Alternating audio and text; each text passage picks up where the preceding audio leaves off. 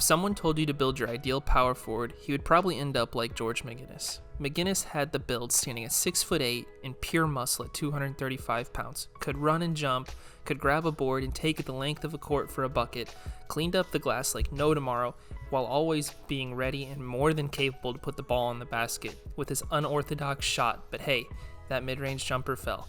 This is a look back on George McGinnis' Hall of Fame career. George McGinnis would attend Washington High School in Indianapolis, Indiana, where he would absolutely dominating, leading Washington to a 31-0 record his senior year and a state championship in 1969, arguably going down as one of the greatest teams in Indiana high school basketball history. This would also help him earn Mr. Basketball in the state of Indiana, and let alone as well Mr. Basketball in the United States as a whole for the best high school basketball player in the country. Because of this, George McGinnis could have gone anywhere, but decided to stay close to home and attended Indiana University. Now, he would sit out his freshman season because back then freshmen were not eligible to play in the NCAA. But with all this extra time, it made him hungry, and waiting to play, McGinnis would come to IU his sophomore year and dominate yet again.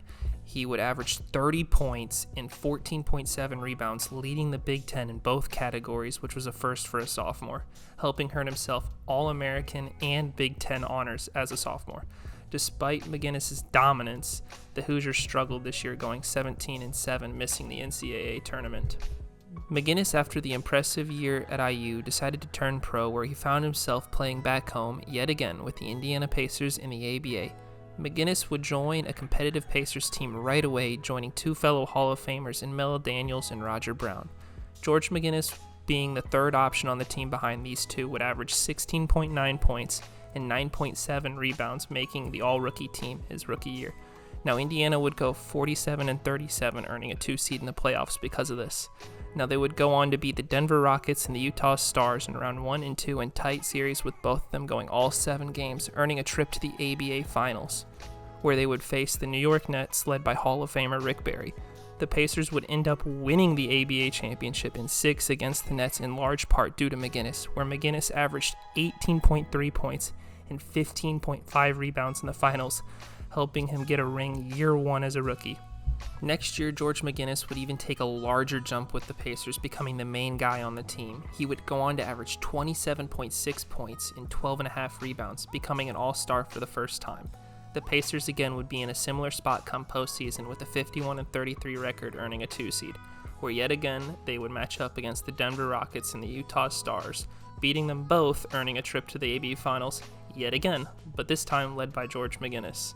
This would set up a finals matchup against the Kentucky Colonels, which was also led by 3 Hall of Famers in Artis Gilmore, Louis Dampier, and Dan Issel. It would be a back-and-forth series the whole time, but Indiana would win in 7 games, giving McGinnis 2 rings in 2 years. He would be the ABA playoffs MVP for leading the Pacers to another ring, averaging 23.9 points and 12.3 rebounds along the way. Entering his 3rd season, McGinnis would lead the Pacers yet again in points with 25.9 and rebounds with 15 a game, earning another All-Star appearance and helping Indiana yet again earn a 2 seed, going 46-38. Now, the Pacers would beat George Gervin-led Spurs in the first round in 7, setting up a conference finals matchup yet again with the Utah Stars. However, things wouldn't go the same, as Utah would win in 7 with big performances from Willie Wise. McGinnis' postseason run would average 24 points and 11.9 rebounds. In the offseason, Mel Daniels would leave the Pacers, which put more pressure on McGinnis to take an even larger role than he currently had, and that he did. George McGinnis would lead the entire league in scoring with 29.8 points, while also averaging 14.3 rebounds, 6.3 assists, while shooting 35.4% from 3. He would be an all-star yet again, but would be the league MVP for his ridiculous numbers he was putting up in Indiana. Now, the Pacers would struggle a little more this year, though, going 45-39, getting a 3 seed for the playoffs. Despite this, George McGinnis would will the Pacers in its first-round matchup against George Gervin and the Spurs again, and would do the same, tearing apart the Denver Nuggets, winning in 7, getting all the way back to the finals with his heroic efforts, where McGinnis would continue his dominant form against the Kentucky Colonels. But Kentucky was a more balanced team, led again by Gilmore, Issel, and Dampier, helping the Colonels win the ABA championship in 5. McGinnis this run would average 32.3 points and 15.9 rebounds to go along with 8.2 assists, near triple-a-double. This playoff run, which was an all-time postseason run. Unfortunately, his time with the Pacers in the ABA was up after this. George McGinnis 2 years prior was drafted by the Philadelphia 76ers in the second round, but decided to re-up with the Pacers instead, but had a buyout clause in his contract to join the 76ers if they wanted to trigger it. After the ABA MVP year prior and the remarkable postseason run he had, it was clear as day to buy him out in his contract, so he joined the 76ers. Now, George McGinnis would pick up where he left off in the ABA and the NBA, averaging 23 points a night, 12.6 rebounds, 4.7 assists, and led the league in triple-doubles with 5. He also became an NBA All-Star this year and was named first-team All-NBA. Now, the 76ers this year, led by McGinnis and Doug Collins, would go 46-36, receiving a 4 seed for the playoffs. They would face the Buffalo Braves in round 1, facing last year's MVP and Hall of Famer Bob McAdoo. It would be a tight series where the Buffalo Braves would advance 2-1, with the final game of the series being an overtime loss for McGinnis and the 76ers, with McAdoo proving to be too much. Now, the 76ers in the offseason would add a massive addition to the team in Hall of Famer and MVP himself, Julius Erving. This is in large part since the ABA had merged with the NBA. George McGinnis would become the second option on the team to Julius while still putting up impressive numbers in year 2 in the NBA, averaging 21.4 points and 11.5 rebounds, earning himself yet again an NBA All-Star and first-team All-NBA. But this time the 76ers would even be better, going 50-32, getting a 1 seed. However, in round 1 they would face no easy opponent and bitter rival, the Boston Celtics. The Celtics were led by 4 Hall of Famers in JoJo White, John Havlicek, Dave Cowens, and Charlie Scott. It would go all 7 games, but Philly would prevail, earning a conference final matchup against another star-studded team in the Houston Rockets, led by 3 Hall of Famers this time in Calvin Murphy, Rudy Tomjanovich, and Moses Malone. But yet again, Philly would prevail thanks to McGinnis and Erving in 6. Making their way into the finals, the 76ers would find themselves in a matchup against the Portland Trail Blazers. Philadelphia 76ers would enter as the favorites, but Hall of Famer Bill Walton had other thoughts, dominating the 76ers the whole series on offense and defense, and the Trail Blazers would win its first and only NBA championship over the 76ers in 6 games. Now, McGinnis over this run to the finals would average 14.2 points, 10.4 rebounds, being the third option in the postseason to Erving and Collins. However, he did take some flack for his underperformance by some in the finals. Next season would see similar success for McGinnis and the 76ers. Now, McGinnis would go on to average 20.3 points and 10.4 rebounds, but yet would surprisingly miss out in the All-Star game.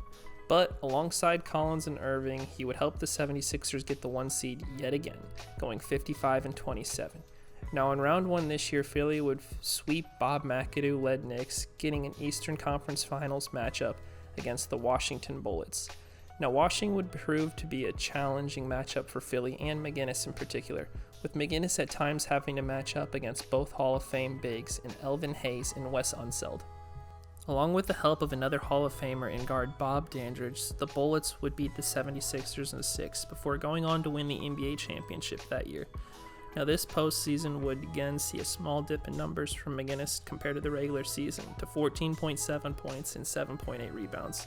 Philadelphia, trying to mix things up in the offseason to help them get over the hump, would trade McGinnis, despite all the previous runs in the playoffs and success, for a first-round pick to the Denver Nuggets in exchange for a Hall of Famer Bobby Jones and Ralph Sampson and a first-round pick. George McGinnis would be joining his former ABA stars and Hall of Famers in David Thompson, Dan Issel, and Charlie Scott on the Nuggets.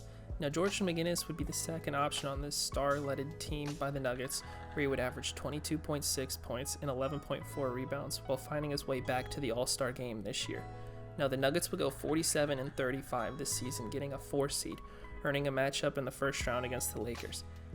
However, McGinnis would miss this entire series with an ankle injury he picked up a couple games before the end of the regular season, and an injury that would end up proving to change the course of his career. But in the meantime, the Nuggets would make it a close series despite McGinnis not being there, going down 2-1 to the Cream in the Lakers creating a big what if George McGinnis was healthy for the Nuggets this postseason run. Now, next season would start up for the Nuggets, but it was clear the ankle was affecting McGinnis' game still. In 45 games for Denver, he would see his scoring drop to 15.6 points, but still would put up 10.3 rebounds a night. Because of this and David Thompson missing time for the Denver Nuggets with injury, they were finding themselves struggling. Now, the Nuggets, realizing McGinnis wasn't what he was, decided to trade him back to the Indiana Pacers, who were desperate to have him back. They were hoping to boost their low attendance in the early NBA years, bringing back a fan favorite. However, the price would end up being very steep and would only look worse as time went along, because McGinnis would be traded to the Pacers for Alex English, who would go on to be one of the best Nuggets of all time, being a Hall of Famer and an all-time player. On top of that, they gave up a first-round pick as well for an injured McGinnis.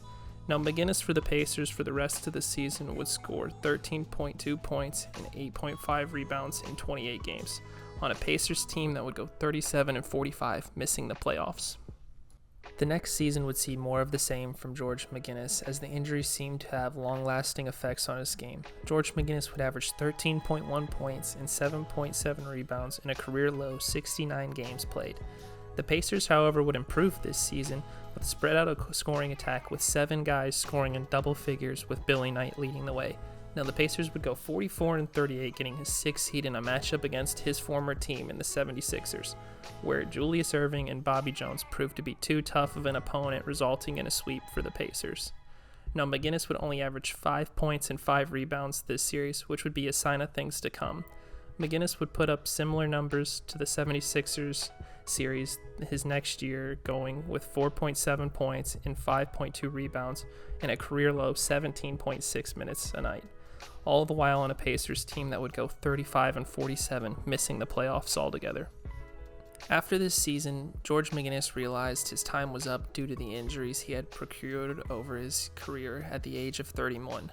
Now, George McGinnis, over his 11 years in the ABA and the NBA, would average 20.2 points, 11 rebounds, and 3.7 assists a night, while being an MVP, a 6-time All-Star, and a 2-time champion. George McGinnis would get into the Hall of Fame in 2017 and is one of only 4 players with his jersey retired for the Indiana Pacers. George McGinnis will go down as a phenomenal do-it-all athlete with a body built for the modern NBA, who played with power yet finesse. His resume could have been even more bolstered had he not gotten a career-altering injury, potentially missing out on several more dominant years as an all-star, only growing his legacy. Despite this, George McGinnis will go down as an ABA and NBA great. Thanks for watching this video on George McGinnis. If you have any recommendations for players you want to see videos on in the future and their whole entire careers, let me know in the comments down below. Thanks again for watching. This has been Skid Denver.